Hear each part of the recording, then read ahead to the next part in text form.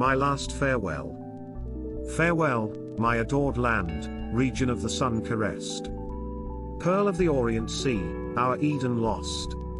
With gladness I give you my life, sad and repressed, and were it more brilliant, more fresh and at its best, I would still give it to you for your welfare at most.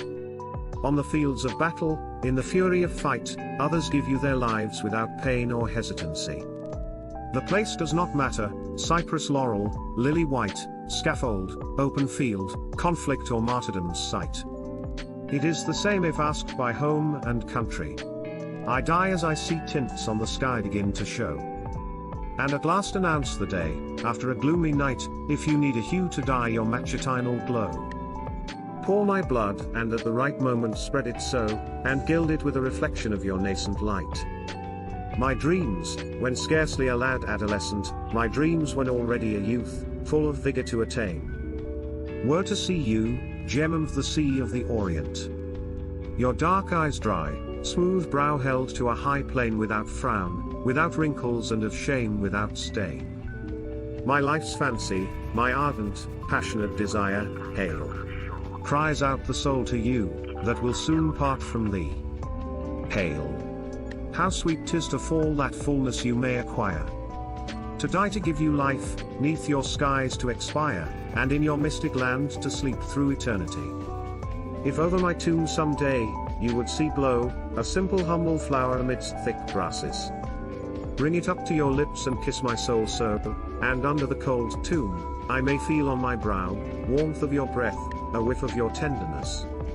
Let the moon with soft, gentle light me descry. Let the dawn send forth its fleeting, brilliant light, in murmurs grave allow the wind to sigh.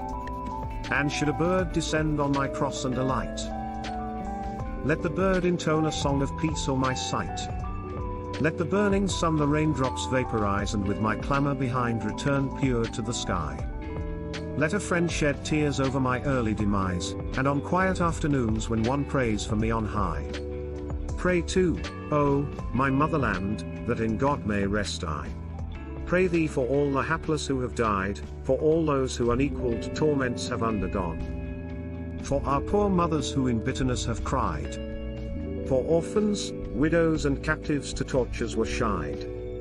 And pray too that you may see your own redemption. And when the dark night wraps the cemetery and only the dead to vigil there are left alone, don't disturb their repose, don't disturb the mystery. If you hear the sounds of cittern or psaltery, it is I, dear country, who, a song to you intone. And when my grave by all is no more remembered, with neither cross nor stone to mark its place, let it be ploughed by man, with spade let it be scattered. And my ashes ere to nothingness are restored, let them turn to dust to cover your earthly space. Then it doesn't matter that you should forget me. Your atmosphere, your skies, your veils I'll sweep, vibrant and clear note to your ears I shall be. Aroma, light, hues, murmur, song, moanings deep, constantly repeating the essence of the faith I keep. My idolized country, for whom I most gravely pine, dear Philippines, to my last goodbye, oh, hearken.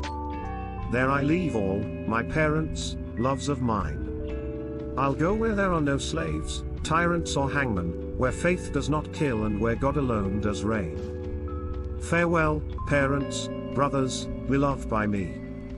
Friends of my childhood, in the home distressed.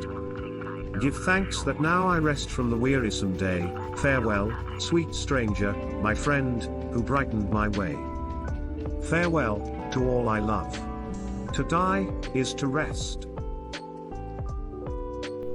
The poem Mi Ultimo Adios, or My Last Farewell by Dr. Rizal, is a poignant piece expression the author deep love for his country, the Philippines, and his willingness to sacrifice his life for its freedom and prosperity.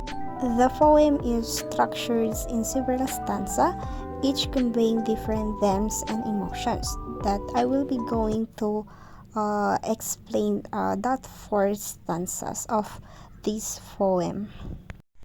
The first stanza of this poem is the love of the Philippines. Rizal bids farewell to his beloved country, referring to his the fair of the Orient Sea, and expressing his willingness to give his life for its welfare. The second is the sacrifice and the patriotism. The poem reflects Rizal's profound patriotism and the willingness to die for his country.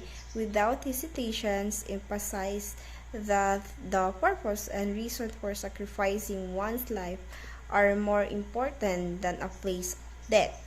The third is hope for freedom. Rizal expressed hope for the Philippines' liberation, symbolized by the jaw breaking through the night, signifying the eventual achievement of freedom, if it's required the shedding of his blood. And the fourth one is the dream and the devotions. The poem also touches Rizal dream for his country, envisioning a bright future where the Philippines is free from the oppressions and its people are united in prosperity and honor.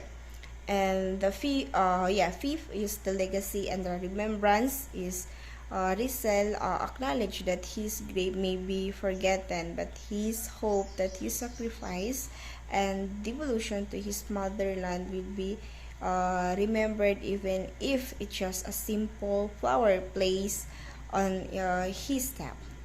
So, my last farewell of the Mi Ultimo Adios by Dr. Jose Rizal is capitally Rizal unwearying love for the Philippines and his readiness to sacrifice everything for a freedom and enduring hope for a better future for his beloved country and of course the people in the Philippines.